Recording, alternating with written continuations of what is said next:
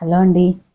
ఇవాళ మనం ఈ లేత బెండకాయలతో ఇంకా డ్రై రోస్ట్ చేసిన పల్లీలతో మనం ఒక ఫ్రై కర్రీ చేసుకుందాం.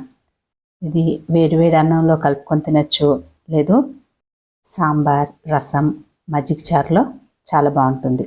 నా స్టైల్లో మజ్జిగ చారు కూడా చూపిస్తాను దీని కాంబినేషన్గా. అయితే మనం ఇవాళ బెండకాయ ఫ్రై, మజ్జిగ చారు. ఫస్ట్ బాణీలో కొంచెం ఆయిల్ వేసుకుందాం. హోటల్ వాళ్ళు కానీ క్యాటరింగ్ వాళ్ళు కానీ బెండకాయని ముందు ఫ్రై చేస్తారు. మనం అలా చేయొద్దు. అది కొంచెం నూనె ఎక్కువ పడుతుంది, ఇంకా అంత ఆరోగ్యానికి మంచిది కూడా కాదు. సో కొంచెం ఆయిల్ వేసి అన్ని తాలింపు గింజలు వేశాక ఉల్లిపాయ, పచ్చిమిర్చి, కరివేపాకు. ఉల్లిపాయ కూడా వేగనివ్వద్దు, చక్కగా మగపెట్టుకుందాం. డ్రై రోస్ట్ చేసిన పల్లీల్ని పొట్టు తీసేసి కొంచెం కచ్చాపచ్చాగా దంచి రెడీ పెట్టుకుందాం. ఉల్లిపాయ కూడా మగ్గిపోయింది. ఇప్పుడు దీనిలో మనం కట్ చేసి పెట్టుకున్న బెండకాయ వేద్దాం. బెండకాయలు కూడా మరీ సన్నగా కట్ చేయొద్దు, ముద్దకూరలాగా అయిపోతుంది. కొంచెం లావుగానే కట్ చేసుకోండి. బెండకాయ ముక్కలు వేయగానే మూత పెట్టద్దు. కాసేపు అలాగే కలుపుతూ ఒక 5 నిమిషాలు ఉంచినట్టయితే ఆ తడి అంతా పోతుంది. అప్పుడు ఒక 5 నిమిషాలు మూత పెడితే ముక్క మెత్తబడిపోతుంది. బెండకాయ కడిగిన తర్వాత కూడా వెంటనే కట్ చేయొద్దు, పూర్తిగా ఆరాక కట్ చేయాలి. ఇంకా ముక్కలు కట్ చేశాక కూడా కాసేపు ఆరనివ్వాలి.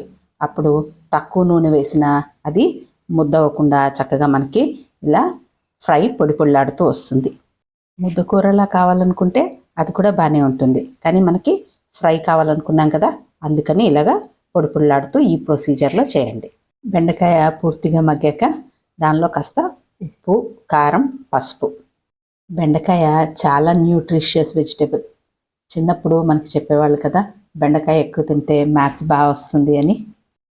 గ్రీన్ వెజిటేబుల్స్ అన్నీ కూడా మంచివే కదా. సో మనం ఈ రోజున బెండకాయ ఫ్రై చేసుకున్నాం ఇలాగా. దీనిలోకి ఇప్పుడు మనం దంచి పెట్టుకున్న పల్లీలు వేసేసుకుందాం. హోల్ పల్లీ కూడా వేసుకోవచ్చు. ఇలా కొంచెం దంచి వేస్తే మనకి పప్పులు తగులుతాయి. ఆ మెత్తని పొడి అన్నంలో కలుపుకున్నప్పుడు చాలా టేస్టీగా ఉంటుంది. మీరు తప్పనిసరిగా ఒకసారి ఇలా ట్రై చేసి చూడండి, హోల్ పల్లి కాకుండా. ఫ్రై రెడీ అయిపోయింది. ఇంకా స్టవ్ ఆఫ్ చేసి మనము డిష్ అవుట్ చేద్దాం. ముందు చెప్పినట్టు క్యాటరింగ్ వాళ్ళు, హోటల్ వాళ్ళు బెండకాయని డీప్ ఫ్రై చేసి తర్వాత ఇలా తయారు చేస్తారు.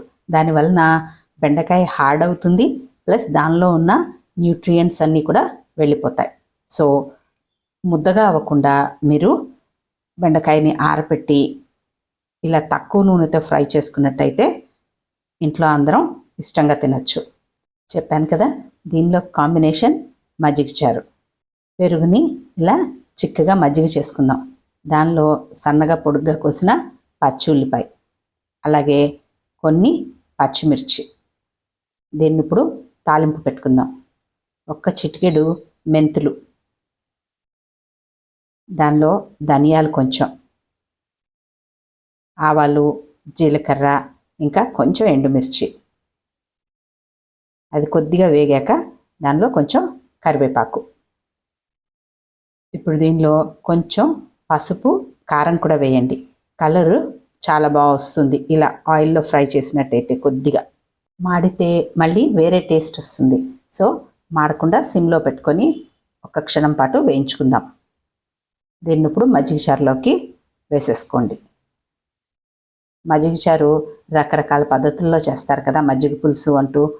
నేను సింపుల్గా మజ్జిగ చారుని ఇలా చేస్తాను. లాస్ట్లో కొంచెం ఉప్పు కూడా వేసి కలుపుకున్నట్టయితే మన మజ్జిగ చారు రెడీ. పచ్చి ఉల్లిపాయలు తగులుతూ ఈ మజ్జిగ చారు చాలా బాగుంటుంది. చాలామంది ఉల్లిపాయని మగ్గపెట్టి వేస్తుంటారు, అది ఒక రకమైన టేస్ట్ ఉంటుంది. లాస్ట్లో కొంచెం కొత్తిమీర. బెండకాయ ఫ్రై, మజ్జిగ చారు రెడీ. వేడివేడి అన్నంలో ఈ రెండు కాంబినేషన్ చాలా చాలా బాగుంటుంది. మీకు నచ్చినట్టయితే ఒకసారి ఈ కాంబినేషన్ ట్రై చేయండి. Thank you for watching.